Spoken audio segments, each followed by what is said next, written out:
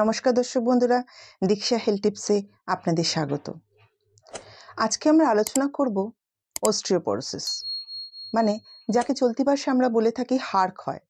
এই হাড় ক্ষয় কি বা কেন হয়?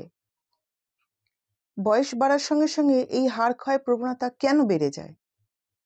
কোন কোন খাবারের মাধ্যমে এই হাড় ক্ষয়কে আমরা আগে থেকেই রুখতে পারবো, তারই বিষয়ে জেনে নেব প্রফেসর ডক্টর আনন্দ কিশোর পাল এর কাছ থেকে। উনি এসএসকেএম হসপিটালের প্রাক্তন professor and head department of orthopaedics.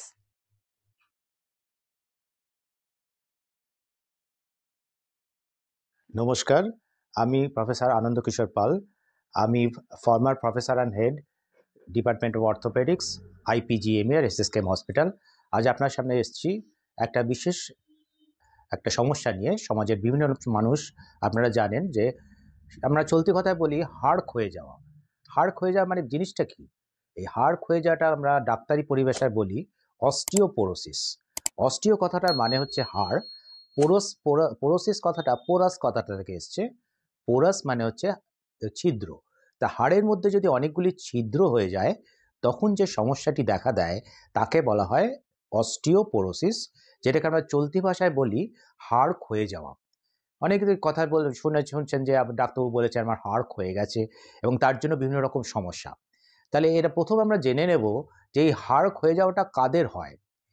এই প্রথম কথাই বলি যে আগে আমরা মনে করতাম যে হাড় ক্ষয়ে যাওয়ার ব্যাপারটা হয়তো বয়স্কদের রোগ, কিন্তু দুর্ভাগ্যজনকভাবে দেখা যাচ্ছে যে আমাদের অনেক কম বয়সী আমাদের যে নেক্সট জেনারেশন বাচ্চারা রয়েছে, বাচ্চারা তাদের বাবা মারা রয়েছেন, তাদের মধ্যেও কিন্তু এই ধরনের সমস্যাটি খুবই দেখা দিচ্ছে। এবং তার প্রধান কারণ হচ্ছে আমাদের লাইফস্টাইল, অর্থাৎ আমরা কিভাবে আমরা জীবনযাত্রা নির্বাহ করছি। আমাদের এর আগের যে জেনারেশন, অর্থাৎ আমাদের বাবা কাকা মা বাবা যারা, তাদের ক্ষেত্রে আমাদের কিন্তু এই সমস্যাটা অত বেশি ছিল না, কারণ তারা অনেক বেশি পরিশ্রম করতেন, তারা অনেক খেটে রোজগার করতে হতো, অনেক খাটনি করতে হতো, সূর্যালোক তাদের লাগাতে হতো, অনেক হাঁটাহাঁটি করতে হতো। কিন্তু দুর্ভাগ্যজনকভাবে দেখা যাচ্ছে আমাদের যে নেক্সট জেনারেশন, অর্থাৎ আমাদের যে ছেলেমেয়েরা এবং তাদের দাদা এবং ইয়াং অ্যাডাল্ট মেল এবং ফিমেল, তারা কিন্তু বেশিরভাগ ক্ষেত্রেই বাইরের যে সূর্যালোকের কাছে এক্সপোজড হচ্ছে না। তাদের পড়াশুনোর চাপ এতটাই বেশি, তারা সবসময় ইনডোরে সারা ঘরের মধ্যে তারা পড়াশোনাতে ব্যস্ত, ইনডোর গেমসের জন্য ব্যস্ত, তারা কম্পিউটার খেলছে, তারা মোবাইল ইউজ করছে, কিন্তু বাইরে ফুটবল ক্রিকেট খেলতে যাচ্ছে না। এর ফলে কি হচ্ছে, এই সূর্যালোকটা আমাদের এই ত্বকের মধ্যে লাগলে পরে সবথেকে ইম্পর্টেন্ট যে জিনিসটা ঘটে সেটা হচ্ছে আমাদের ত্বকের মধ্যে ভিটামিন ডি তৈরি হয়। এই ভিটামিন ডিটা কিন্তু আমাদের হাড়টাকে শক্ত করার জন্য দায়ী। এটা যদি কম বয়স থেকে কোনো বাচ্চা, তারা যদি রেগুলার এই ধরনের আউটডোর গেমসের সঙ্গে নিজেদের জড়িত রাখে, বা অন্তত তার দৈনন্দিন রুটিনের মধ্যে অন্তত কিছুটা সময় তারা যদি এই আউটডোর গেমস খেলে এবং বাইরের এই সূর্যের আলোটাকে যদি তাদের শরীরে লাগায়, তাহলে কিন্তু তার ভিটামিন ডি তৈরি হতে পারে। এবং সেই ভিটামিন ডি তৈরি হওয়াটা এতটাই ইম্পর্টেন্ট, যেটা শুধু আমাদের হাড়ের স্বাস্থ্যের জন্য নয়, আমাদের মাসেলের পেশি যেগুলো রয়েছে, আমাদের ঘাড় কোমর থাইয়ের যে পেশি যে রয়েছে, এই পেশির স্বাস্থ্যের জন্য দরকার। শুধু তাই নয়, আমাদের সারা শরীরের যত সেল অর্থাৎ কোষ রয়েছে, এই কোষের ভালো থাকার জন্য ভিটামিন ডি দরকার। ঠিক এই কারণে সূর্যদেবকে কিন্তু আমরা দেখেছি যে সান গড বলা হতো, সূর্যদেবকে অনেকে দেবতারা আসনে রেখে পূজা করতেন, এবং সেটা কারণ সারা শরীরের ভালো মানে শরীরের সুগঠনের জন্য এবং সমস্ত সিস্টেম যাতে ভালোভাবে চলে তার জন্য এটা দায়ী, এই ভিটামিন ডি। কিন্তু কেউ যদি এই ভিটামিন ডি শরীরে না লাগায়, তাহলে কি হবে? তাহলে শরীরের হাড়গুলো দুর্বল হয়ে যাবে। তাহলে বয়সের আগে ইউজুয়ালি দেখা যায় যে এই যে হাড় গঠনের পরিমাণটা ৩০ বছর বয়স পর্যন্ত খুব ঊর্ধ্বগতিতে হয়, এবং ৩০ থেকে ৪০ বয়সের মধ্যে এই সময়টা হাড়ের গঠন এবং ভঙ্গুরতা, হাড়টা দুটো সমান সমান হয়ে যায়, এবং ৪০ বছর বয়সের পর থেকে এই ভেঙে যাওয়ার পরিমাণ অর্থাৎ ভঙ্গুরতার পরিমাণটা বেড়ে যায় এবং গঠনের পরিমাণ কমে যায়। অর্থাৎ ৪০ বছর বয়সের পরে সাধারণ কোনো মানুষের কিন্তু এই অস্টিওপোরোসিস বা হাড় ক্ষয়ে যাওয়ার প্রবণতাটা বাড়ে। কিন্তু যদি কোনো বাচ্চা, যদি তারা কম বয়স থেকেই তারা সূর্যের আলো শরীরে না লাগায়, তাদের কিন্তু আরও অনেক আগে থেকে এই ধরনের সমস্যাটি দেখা দিতে পারে, এবং তাতে তাদের কী কী সমস্যা তার উপসর্গ আমরা আসবো। আর এছাড়াও বয়স্ক মানুষদের তো একটু আগেই বলেছি যে 40 বছর বয়সের পর থেকে তাদের এই ধরনের সমস্যাগুলি দেখা দেয় এবং আমাদের মা-বোনেদের ক্ষেত্রে দেখা যাচ্ছে যে তাদের একটু রিলেটিভলি আগে হয়। কারণ কি? তাদের ৪৫ বছরের ৪০ থেকে ৪৫ বছরের বয়সের মধ্যে তাদের যে ফিমেল হরমোন অর্থাৎ ইস্ট্রোজেন ফিমেল হরমোনটা কিন্তু শরীরে আস্তে, আস্তে কমতে থাকে এবং ৪৫ বছর বয়সের পরে যখন তাদের যে ঋতুস্রাবটা যখন বন্ধ হয়ে যায় যেটাকে আমরা বলি মেনোপজ, তখন কিন্তু আমাদের তাদের ওভারির যে ফাংশনটা অর্থাৎ সেই ফিমেল হরমোন তৈরির ক্ষমতাটা সম্পূর্ণরূপে বন্ধ হয়ে যায় এবং তখন কিন্তু সারা শরীরের মধ্যে যে চেঞ্জটা আসে তার মধ্যেও এই হাড় ক্ষয়ে যাওয়ার প্রবণতাটা অনেক বেশি। কিন্তু ছেলেদের ক্ষেত্রে যে মেল হরমোনটা রয়েছে যেটাকে বলে টেস্টোস্টেরন, এটা কিন্তু অন্তত ৫৫ এবং ৬০ বছর বয়স পর্যন্ত শরীরে নিঃসৃত হয় এবং যেটা কিনা সারা শরীরের ওই গঠনের মাপটাকে মেইনটেইন করে। এবং সেই কারণে বয়স্ক ছেলেদের ক্ষেত্রে দেখা যাচ্ছে এই ভঙ্গুরতার পরিমাণ অর্থাৎ ছাড় ক্ষয়ে যাওয়ার প্রবণতাটা একটু বেশি বয়সের দিকে হয় আমাদের মা-বোনেদের ক্ষেত্রে। আর এছাড়াও আমরা একটু আগেই বললাম লাইফস্টাইলের সঙ্গে রিলেটেড কম বয়সী বাচ্চারা যারা আউটডোর গেমসের সঙ্গে একেবারেই তাদের অভ্যেস নেই, তাদের ক্ষেত্রে খুব আগে এটা দেখা দিচ্ছে। এছাড়াও এখন দেখা যাচ্ছে যে আমাদের এই যে কোভিডের পরে তাদের বাড়িতে বসে অর্থাৎ গৃহবন্দী হয়ে তাদের কাজ করতে হচ্ছে। অর্থাৎ বাড়িতে বসে তাদের হোমওয়ার্ক করতে হচ্ছে, তাদের হোম অফিস করতে হচ্ছে। বেশিরভাগ সময় বসে কাজ করতে হচ্ছে। অর্থাৎ তাদের কায়িক পরিশ্রম কমে গেছে, তাদের গায়ে সূর্যালোক লাগার ক্ষমতাটা কমে গেছে। এই সমস্ত যারা অনেকক্ষণ ধরে একটা এসির মধ্যে বসে সারাক্ষণ ধরে কাজ করছেন, গায়ে সূর্যালোক লাগাচ্ছেন না, পরিশ্রম করছেন না, তাদের ক্ষেত্রেও কিন্তু এই ধরনের ওই ভঙ্গুরতা হওয়ার সম্ভাবনাটা একটু আগে থেকে দেখা দেয় এবং পেশির দুর্বলতা হওয়ার সম্ভাবনাটা একটু আগে দেখা যায় এবং সেইগুলো থেকে তাদেরকে সতর্ক থাকতে হবে। এবার আসবো এই ভঙ্গুরতা হলে পরে বুঝবেন কি করে? কি করে বুঝবেন যে একটা মানুষের এই ধরনের অস্টিওপোরোসিস হচ্ছে? আগে বলা হতো যে এই অস্টিওপোরোসিস একটি সিম্পটমলেস ডিজিজ অর্থাৎ এর কোনো সিম্পটমস হয় না যতক্ষণ না সে হাড়টা এতটাই ভঙ্গুর হয়ে গেছে সেটা হাড়টা ভেঙে যাচ্ছে এবং সেটা কোনো আঘাত ছাড়াই। কোনো আঘাত ছাড়া বলতে যেমন ধরুন কেউ যদি একটু সিঁড়ি দিয়ে একটু দ্রুত নামতে গিয়ে একটু সামান্য পা পিছলে গেল অথবা কোনো ধরুন বাথরুমে একটু পাটা পিছলে একটু সামান্য পড়ে গেল। সাধারণ মানুষের কিছুই হবে না। কিন্তু যার অস্থি ভঙ্গুরতা রয়েছে অর্থাৎ হাড়টা ভেঙে যাওয়ার প্রবণতা রয়েছে অর্থাৎ অস্টিওপোরোসিস আছে, তার কিন্তু ওই সামান্য আঘাতেই কিন্তু পড়ে গিয়ে তার কোনো একটা শরীরের যেকোনো অস্থি ভেঙে যেতে পারে। তার মধ্যে খুব কমন কোন জায়গায় হবে সেটা ভালো করে বা আমি আবার বলছি যে হাতের এই কবজি, হাতের কবজিতে একটা ফ্র্যাকচার হয় যেটাকে বলা হয় কোলিস ফ্র্যাকচার। কাঁধের কাছে একটা ফ্র্যাকচার হয়, হিউমেরাসের নেকে ফ্র্যাকচার হয়। পায়ের যে কুঁচকির কাছে যে ফ্র্যাকচার হয় যেটাকে বলে নেক ফিমার ফ্র্যাকচার। আর সবথেকে কমন যেটা হয় সেটা হচ্ছে আমাদের স্পাইন অর্থাৎ ভার্টিব্রা মেরুদণ্ড। মেরুদণ্ডের যে ৩৩ টি হাড় রয়েছে, এই ৩৩ টি হাড় ধীরে, ধীরে দুর্বল হতে থাকে এই অস্টিওপোরোসিসের জন্য, ভঙ্গুরতার জন্য এবং প্রত্যেকটা হাড়ে যদি দেখা যায় যে প্রত্যেকটা হাড়ে ৩ থেকে ৫ মিলিমিটার করে যদি তার তার হাড়টা যদি দুর্বল হয়ে গিয়ে তার হাইটটা কমে যায়, দুর্বল হলে কি হবে? হাড়ের যে উচ্চতাটা সেটা কোল্যাপস হয়ে যাচ্ছে না, কমে যাচ্ছে এবং ৩৩ টা প্রত্যেকটা হাড়ের যদি ৩ মিলিমিটার করে হাড় যদি কমে যেতে থাকে, ক্ষয়ে যায় তাহলে কি হবে? তার একটা মিনিমাম একটা হাইটের একটা পরিবর্তন আসবে এবং দেখা গেছে আমাদের মা-বোনেদের ক্ষেত্রে যারা হয়তো কম বয়সে তারা যথেষ্ট উচ্চতা হয়তো ৫ ফুট ৫ ইঞ্চি ছিল, তারা ৪০ বছর বয়সের পর থেকে তারা ৫ ফুট ১ ইঞ্চি হয়ে যাচ্ছে। কেউ ৫ ফুট হয়ে যাচ্ছে। অর্থাৎ তারা বেঁটে হয়ে যাচ্ছে। তাদের উচ্চতা কমে যাচ্ছে। তাহলে কোনো রকম শারীরিক সমস্যা ছাড়া আমাদের মা-বোনেদের ক্ষেত্রে অথবা বেশি বয়সের বা বয়স্ক মানুষদের ক্ষেত্রে, বয়স্ক ছেলেদের ক্ষেত্রে যদি হাইট কমে যায় মিনিমাম ৩ থেকে ৫ সেন্টিমিটার যদি হাইট কমে যাচ্ছে অর্থাৎ তারা দেখতে মনে হচ্ছে যেন বেঁটে হয়ে যাচ্ছে দিন, দিন তাহলে কিন্তু তাদের এই ধরনের সমস্যা হতে পারে। যেটাকে বলা হচ্ছে অস্টিওপোরোসিস বা হাড় ভঙ্গুরতা। অর্থাৎ অর্থাৎ হাড়টা যে দুর্বল হয়ে গিয়ে নরম হয়ে গিয়ে তার হাড়ের উচ্চতাটা কমে যাচ্ছে। তাহলে এটা ১ম কথা হচ্ছে কোনো বয়স্ক মানুষ যদি তার হাইট ছিল তার হাইটটা কমে যাচ্ছে দেখা যাচ্ছে, কোনো অসুবিধা ছাড়া, কোনো রকম অসুখ ছাড়া তাহলে কিন্তু তার এই ধরনের সমস্যা হতে পারে। এটা ১ নম্বর। ২ নম্বর আরেকটি টিপস আমি বলি যে বয়স্ক মানুষদের ক্ষেত্রে বা যেকোনো মানুষ অনেকক্ষণ ধরুন এক জায়গায় বসে আছেন। তাকে হঠাৎ করে উঠতে বলা যদি হয়, সে তার যদি কোমরটা খুব শক্ত থাকে সে সহজেই উঠে পড়বে। কিন্তু তার যদি অস্থিভঙ্গুরতা থাকে তাহলে তখন দেখা যাবে সে কোনো একটা চেয়ারের হাতল ধরে তাকে উঠতে হচ্ছে।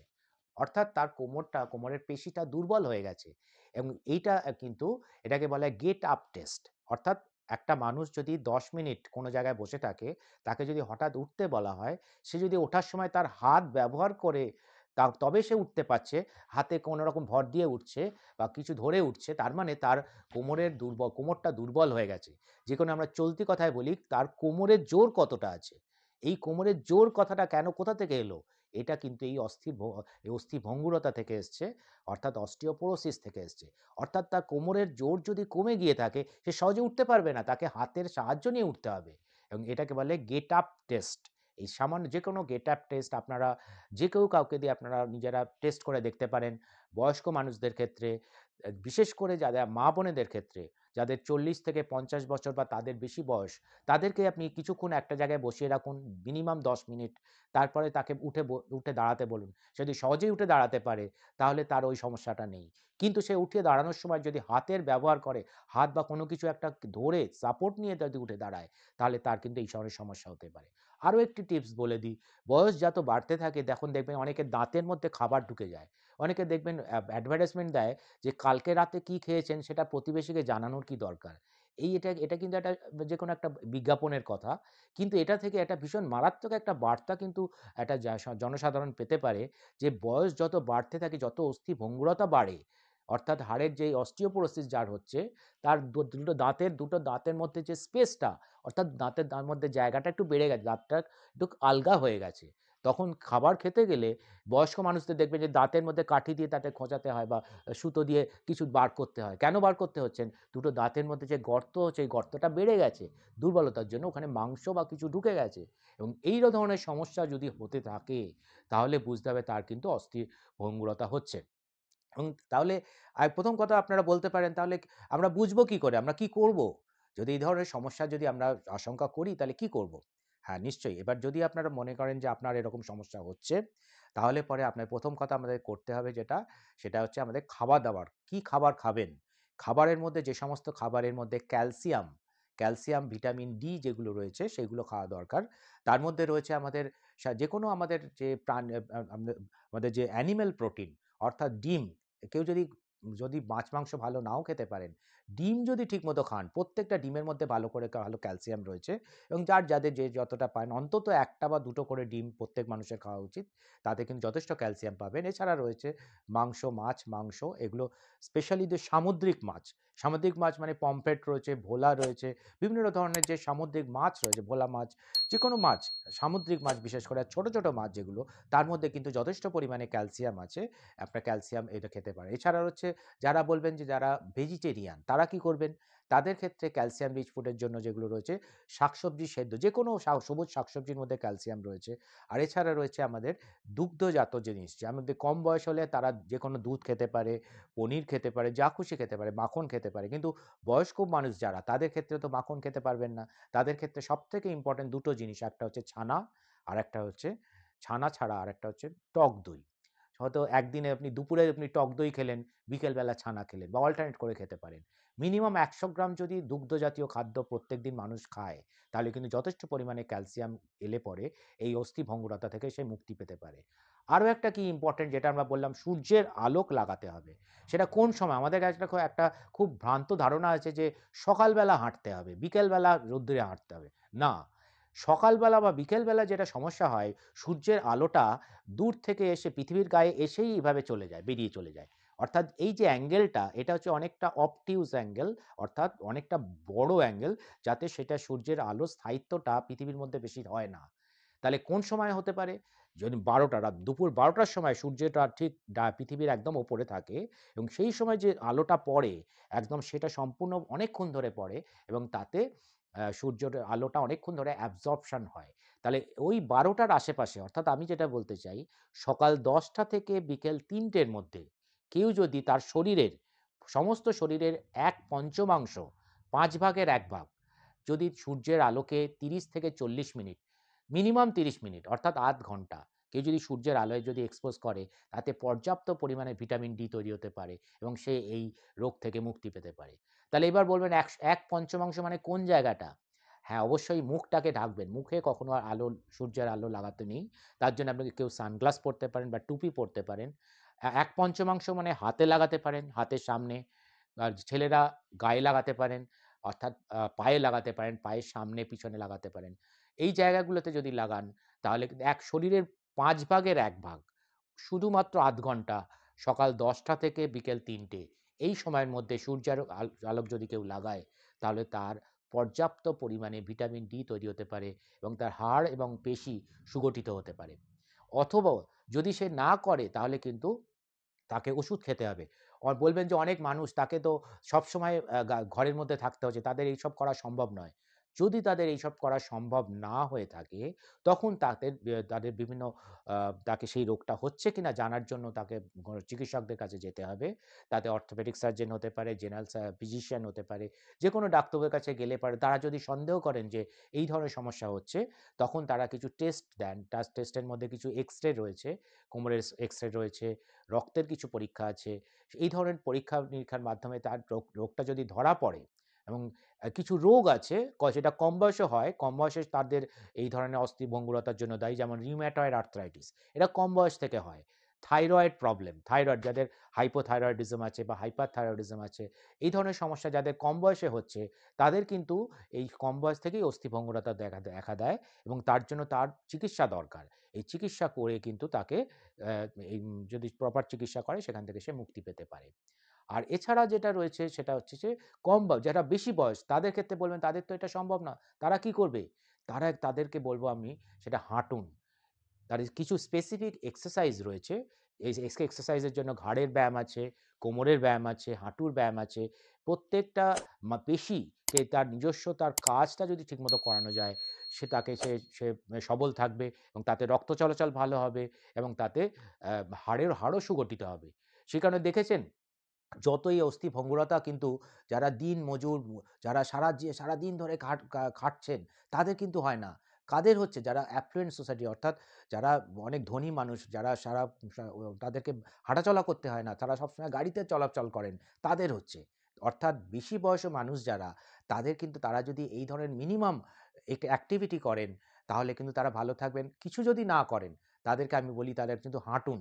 অন্তত আধ ঘন্টা থেকে 45 মিনিট, 30 to 45 মিনিটস তারা নিজেদের পেস বলতে, সে নিজেদের সে যতটা সে দ্রুত হাঁটতে পারে, তার নিজের অবস্থা বুঝে, তার যদি হার্টের সমস্যা, হৃৎপিণ্ডের সমস্যা, কার্ডিয়াক সমস্যা থাকে, তাহলে সে আস্তে আস্তে হাঁটবেন। তার কার্ডিয়াক সমস্যা যদি না থাকে, সে যত দ্রুত হাঁটতে পারে। অর্থাৎ রেগুলার অভ্যাসটা দরকার। 30 থেকে 45 মিনিট তাকে হাঁটতে হবে। এবং কখন হাঁটতে হবে একটু আগেই বলেছি, যে ওই সূর্যের আলোকের মধ্যে 10টা থেকে 3টের মধ্যে। সেটা সম্ভব যদি নাও হয়, সকালে বিকালে আপনি অবশ্যই হাঁটতে পারেন, কিন্তু তাতে মনে রাখবেন, কিন্তু তাহলে আপনার ভিটামিন ডি তৈরির ক্ষমতাটা কম হবে। অর্থাৎ তাহলে আপনাকে সময়টাকে বেশি দিতে হবে। অর্থাৎ এই হাঁটার কিন্তু কোনো বিকল্প নেই। কেউ যদি ঠিকঠাক রেগুলার এক্সারসাইজ করে, যা আমি খাদ্যাভ্যাস বললাম, খাদ্যাভ্যাস যদি ঠিকঠাক করেন, এবং যারা সম্পূর্ণ কন্টিনিউয়াসলি, যারা সারাক্ষণ ওই হোম বেসড আপনার অফিস করছেন, বসে বাড়িতে বসে অফিস করছেন, তারাও কিন্তু বসে কিছু এক্সারসাইজ আছে। আমার কিছু এক্সারসাইজ, আমার নিজস্ব আমার ইউটিউব চ্যানেলে কিছু এক্সারসাইজ আমার বলা, যারা বসে করতে পারেন এবং তাদের জন্য বাইরে যেতে হচ্ছে না। এবং এই ধরনের মানে অ্যাক্টিভিটি যেগুলো রয়েছে, সেইগুলো যারা কাজের মধ্যে যদি করেন, অর্থাৎ শরীরটাকে একটু অ্যাক্টিভলি যদি রাখতে পারেন, তাহলে কিন্তু এই সমস্যা থেকে তারা মুক্ত হতে পারেন। এছাড়াও যদি ডায়াগনোসিস হয়ে যায়, কোনো ডাক্তারের কাছে গেলে পরে যদি এটা রোগটা ধরা পড়ে, তার অনেক রকমের ওষুধ রয়েছে, ফিজিওথেরাপি রয়েছে, খাদ্যাভ্যাসের কথা একটু আগেই বললাম, এবং তার জন্য স্পেসিফিক কিছু ওষুধ খেলে তারা সম্পূর্ণ নিরাময় হতে পারে। তাহলে আজকে এই পর্যন্ত। এর পরের দিন আবার আসবো একটা অন্য সমস্যা নিয়ে। নমস্কার। দর্শক বন্ধুরা, আমাদের এই অনুষ্ঠানটি যদি আপনাদের পছন্দ হয়ে থাকে, তাহলে একটি লাইক, শেয়ার এবং সাবস্ক্রাইব করে পাশে থাকা বেল আইকনটি প্রেস করে অল বাটনটি ক্লিক করে দেবেন, যাতে এইরকমই কিছু নতুন তথ্যভিত্তিক অনুষ্ঠান আমরা আপনাদের সামনে তুলে ধরতে পারি। আর আপনার একটি মূল্যবান শেয়ার অসংখ্য মানুষের উপকারে লাগবে। বিশিষ্ট চিকিৎসকদের মূল্যবান পরামর্শ পেতে আমাদের হেলথ টিপস চ্যানেলে নজর রাখুন। আমাদের ইউটিউব ও Facebook page like, share, subscribe ও ফলো করুন।